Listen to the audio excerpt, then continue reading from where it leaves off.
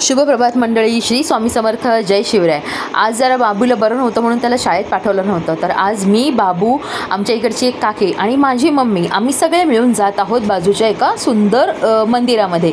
हे बघा असं वातावरण झालेलं आहे, पाऊस नव्हता, ते एक पावसाने बाबा बरं केलं, आम्हाला व्यवस्थित चालायला मिळालं। मंदिर एक आमच्या बिल्डिंगच्या बाजूला 2 मिनिटावरतीच आहे, त्याच्यामुळे एवढं काही टेन्शन नव्हतं, पण आम्हाला छानपैकी चालायला सुद्धा मिळालं।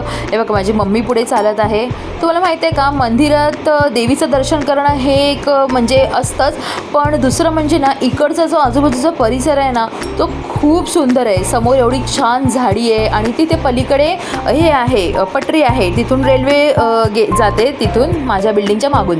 तर हे आहे मंदिर। आता ह्या मंदिराचा जीर्णोद्धार हा मागच्याच वर्षी झाला होता। या मंदिराच्या मागची सुद्धा एक स्टोरी आहे, पहिला पण मंदिरात जाऊया, मी तुम्हाला दाखवते। हे बघा अशी स्वयंभू मूर्ती देवीची इथे मिळाली होती इकडच्या मालकांना, ज्यांची ही जमीन आहे। तर त्यांनी त्यांच्या स्वप्नात ही देवी आली होती, त्याच्यानंतर त्यांनी हे छानपैकी असं सुंदर देवीचं मंदिर बांधलं आहे की नाही, रेखीव आखीव अशी सुंदर मूर्ती देवीची। जेव्हा जेव्हा मला आणि माझ्या मम्मीला वेळ मिळतो ना, आम्ही इथे येतो ह्या मंदिरात। खूप प्रसन्न वाटतं ह्या मंदिरामध्ये, कारण आजूबाजूचं वातावरण सुद्धा सुंदर आहे, अगदी थंड वाटतं इथे मंदिरात आल्यानंतर, म्हणजे आपण एका वेगळ्याच दुनियेमध्ये आलो आहोत असं वाटतं। आणि हे बघा हे असं आजूबाजूचं परिसर आहे, ही बाजूची बिल्डिंग आहे आणि बघा समोर फक्त तुमची नजर जाते तिथपर्यंत फक्त झाडीच झाडी आहे। आणि इथे मी जरा झूम करून तुम्हाला एक गोष्ट दाखवते। इथे ह्या ठिकाणी जी देवीची मेन मूर्ती होती ती इथे ठेवली आहे। आता तिकडे तुम्हाला दाखवलं असतं, पण ना इथे भरपूर झाडी आहे, त्याच्यामुळे जायचा तिकडचा रस्ता जरा ब्लॉक झाला आहे, त्याच्यामुळे तिथे जाता नाही येत। तर आम्ही आता देवीचं दर्शन घेऊन छानपैकी निघालो आहे। आणि हे बघा आम्हाला अशा छानपैकी फ्रेश दुर्वा मिळतात इथे। मी तुम्हाला म्हणायला ना की रस्त्याच्या बाजूला आम्हाला रानभाज्यासुद्धा मिळतात, तसंच आम्हाला इथे छानपैकी दुर्वा आणि छान जास्वंदीची फुलंसुद्धा अगदी फ्रेश आणि ताजी मिळतात। तर ह्या काकी आता मला मदत करतात दुर्वा काढायला, आणि माझी मम्मी तिथे एका झाडाखाली गेलेली आहे, आपली राहिलेली फुलं असतात ना देवपूजेची, त्यांना त्या झाडाखाली ठेवण्यासाठी गेलेली आहे, ती कचऱ्यात जाऊ नये म्हणून। तर आज आमच्या घरी बेत आहे अळूचा। आता अळू बाजारात आला आहे आणि आपल्या मालवणी लोकांच्या घरी अळू नाही झाला असं होऊच शकत नाही। तर बघा माझ्या मम्मीने छानपैकी अळूला फोडणी दिलेली आहे, शेंगदाणे टाकून, कोकम टाकून, लसूण बिसून छान टाकून फोडणी दिलेली आहे अळूला। आणि ह्या वर्षातला श्रावणातला पहिला अळू आम्ही आज खाणार आहोत।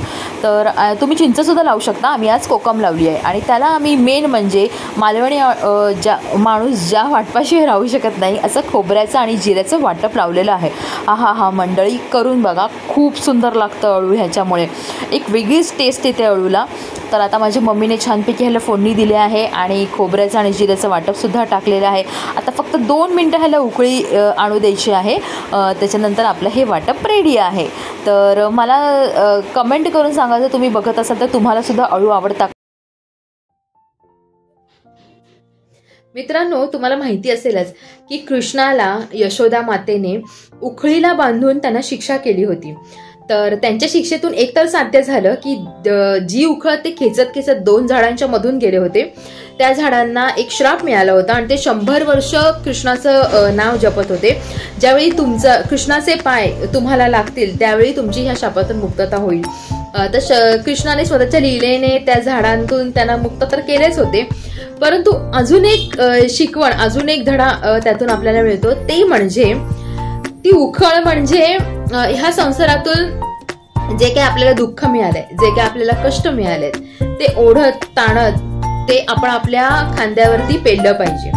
म्हणजे जे काही आपल्या जबाबदाऱ्या असतील, जे काही आपलं दुःख आहे, ते सगळं घेत पण आपण आपलं पाऊल पुढेच टाकलं पाहिजे। त्या सर्व जबाबदाऱ्यांना घाबरून, त्या दुःखाला घाबरून आपण तिथेच थांबलं नाही पाहिजे, कारण कृष्णाने काय केलं होतं, ती उखळ जोरजोरात खेचली होती। म्हणजे आपण आपल्या जबाबदाऱ्या, आपलं दुःख, आपले जे काही कष्ट आहे ते खूप जोरात ओढलं पाहिजे, जेणेकरून पुढे आपल्या वाटचालीमध्ये जर कुठले अडथळे येणार असतील, त्या अडथळ्यांवरती सुद्धा आपण सहज मात करू शकतो, कारण तेवढं बळ आपल्यामध्ये निर्माण होतं।